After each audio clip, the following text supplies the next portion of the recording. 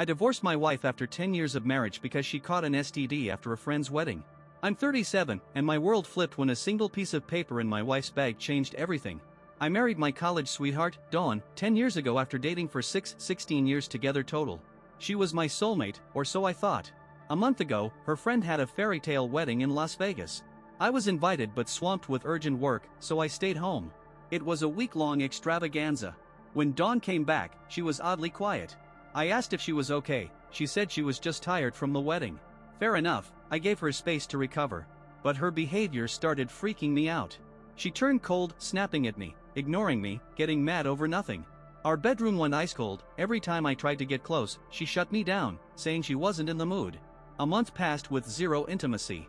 Then yesterday, I found something in her purse that's eating me alive, a hospital bill for an STD test, dated the day after she got back from Vegas. Why would she need that? And why hide it? It screams one thing, but I love her so much I don't want to jump to conclusions. I haven't confronted her yet. I'm gathering facts to avoid blowing up our marriage on a hunch. I cherish what we have, but this is a massive red flag. I dug into it and found forums where people said secret STD tests often mean cheating. To be thorough, I checked her phony chats, calls, social media, nothing suspicious. I thought about asking people at the wedding, but it was her high school friend's event, not our college crew, so I don't know anyone well enough to snoop behind her back. Dawn's never given me reason to doubt her in 10 years, we've always been open. The bill said she booked the test right after returning but took it yesterday, with results due in a week. Her vibe's been off since she got back, and yesterday, she came home looking drained and tense, hiding her purse in the closet unlike her usual toss-it-on-the-table habit. I acted clueless but watched her closely. While she showered, I found the bill. I'm not ready to confront her without more info. Any advice on what to do? Update 1. Thanks for the comments, they made me realize I left out some context. Dawn and I met at college, both work as programmers at different tech companies, and have a 6-year-old son. We're financially solid, even thriving, and we're a happy family until this mess. The STD test bill sent me spiraling, forum stories screamed cheating. I wanted to wait for her results before confronting her, but I was choking on emotions. That same day, Dawn noticed I was off and asked if I was okay. I nodded with a fake smile. She thought I was mad about her coldness. The next night at dinner, she asked again. I tried to play it cool but snapped, "How's your STD test going?" She froze, pale, and asked how I knew. I said it didn't matter. She hit me with, "I can explain." I told her to go ahead. She started crying, and my heart sank. I knew my fears were true. She grabbed my hand, begging me to believe her. I said I'd listen if she told the truth. She clung to me, sobbing, but I stayed stone cold. I've always comforted her, but not this time. When she calmed down, she confessed. During the Vegas bachelorette party, part of the week-long wedding, the first 2 days were wild, private parties with male strippers, escorts, the works. Dawn said she stayed out of it at first, despite pressure from the bride and friends. The bride convinced her she'd been with only me for 16 years and needed fresh blood for new experiences. Dawn resisted but caved for an intimate massage, thinking it wasn't cheating. The masseur was an escort, and after starting with her back, he undressed her. She said she lost control, and it happened. Her friends cheered her on, saying it was a one-time thing I'd never know. Convinced it was already done, she leaned into the fantasy, sleeping with him again. I appreciated her honesty, but even one time was unforgivable. I sat there, numb, processing that my soulmate betrayed me. She tried to snap me out of it, but I pulled away. Finally, I looked at her and said, "I'm filing for divorce." She was shocked, citing our son, but I yelled that she didn't care about him or us when she made her choice. I grabbed my keys and left. She tried to stop me, but I pushed past. I crashed at a friend's, a recent divorce, and drank until I passed out. Next morning, I took a sick day, Googled divorce lawyers, and found one from high school on Instagram. I messaged him, and he called back in 30 minutes. His first opening was 4 days out, but he met me at a bar that night. He advised cooling off, but I was set. I laid out my terms, and he started the papers, fast-tracking them. I loved Dawn, but I love my dignity more. This wasn't just emotions, it's a point of no return. I went home the next day, expecting her to be at work, but she was there, a pale wreck.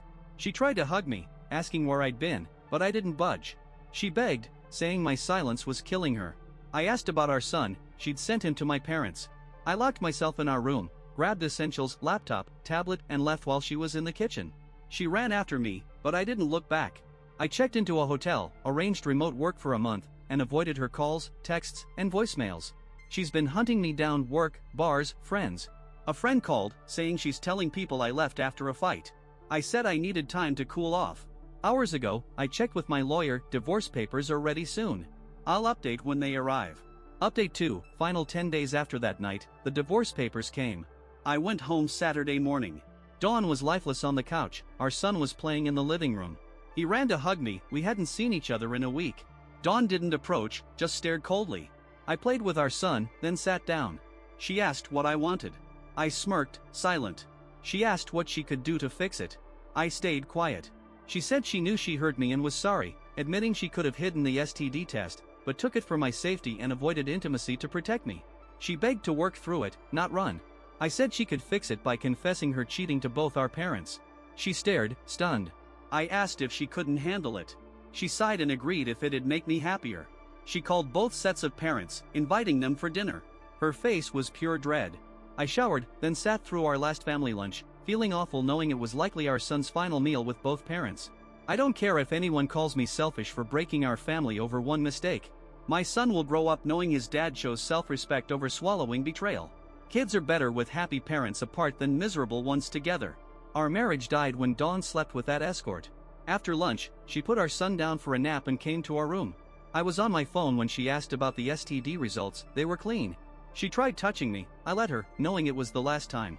It was passionate but left me guilty, hurt, and relieved. She's been my only partner for 16 years. I loved her, and for a second, I wanted to take it all back.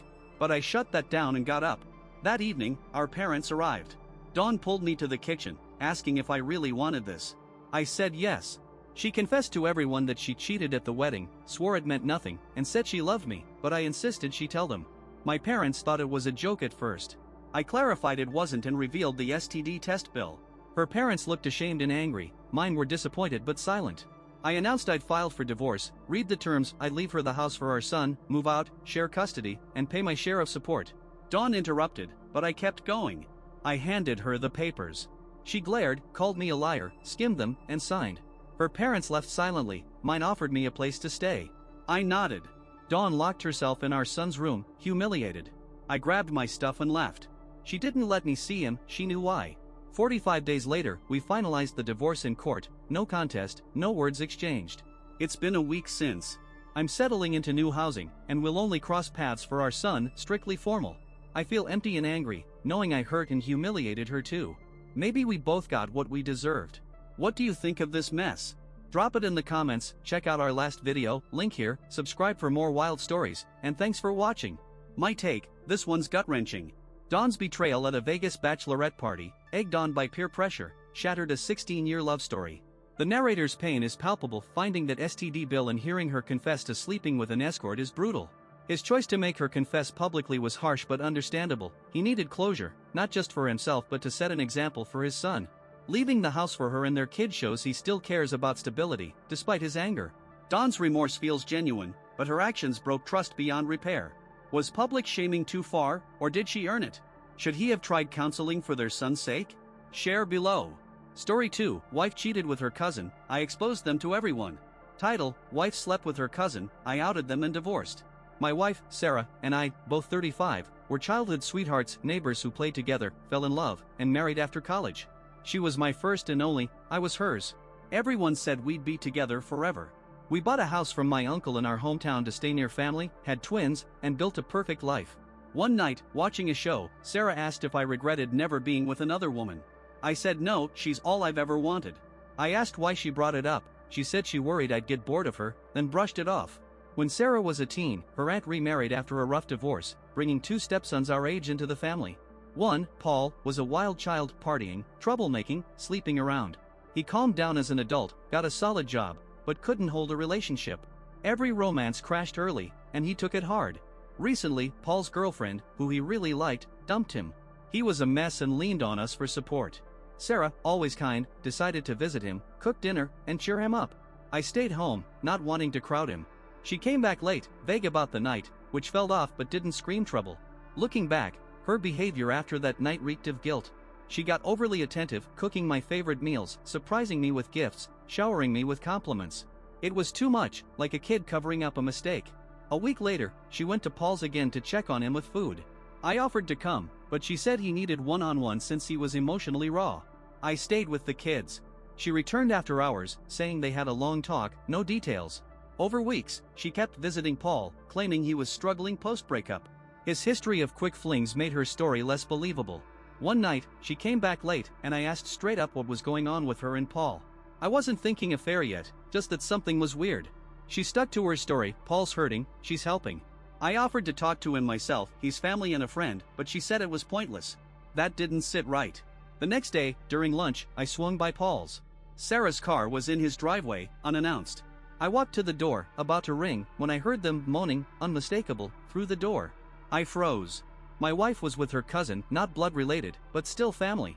I called her phone from outside. It rang inside, the noises stopped, and Paul whispered, "You okay?" Sarah said my call midday was weird. Paul joked he'd make her forget, and they started again. I stood there, processing.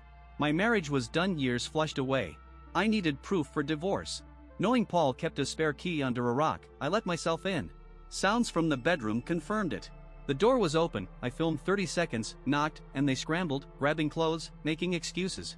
Sarah chased me, yelling to forget Paul's ex, as if that mattered. I canceled work, drove off, and contacted a divorce lawyer. I grabbed the kids from school, took them to my parents, and packed a bag. Sarah blew up my phone. I texted, "Kids are safe with me. Need time to think." I met the lawyer, filed papers, but that wasn't enough. She didn't just cheat, she broke our family with her cousin. I posted on Facebook, saying we were divorcing after her betrayal, keeping details vague. The reaction was instant. Family condemned her, friends supported me, most were shocked. Sarah and Paul begged me to delete it, swamped with hate messages, but I refused. In our small town, word spread fast. They became pariahs, lost friends, uninvited from family events. Paul's dating life tanked. No one wants the guy who slept with his cousin. We're now divorced. I kept the house and assets since I paid for them. Sarah got no alimony until she finds work. I have full custody of the twins. She lost everything. What do you think of this chaos? Drop it in the comments, check out our last video, link here, subscribe for more wild stories, and thanks for watching. My take: this is wild. Sarah's affair with her step-cousin Paul is next-level betrayal, especially after a lifetime together. The narrator's shock, catching them mid-act, is visceral. His Facebook post, outing them, was a power move, but maybe too public in a small town. Gossip spreads like wildfire. Keeping the house in custody makes sense since he funded everything, but Sarah's total downfall feels heavy. Paul's history as a player makes him less sympathetic, but Sarah's guilt-driven overcompensation shows she knew it was wrong. Should he have kept it private for the kids? Was full custody fair? Share below.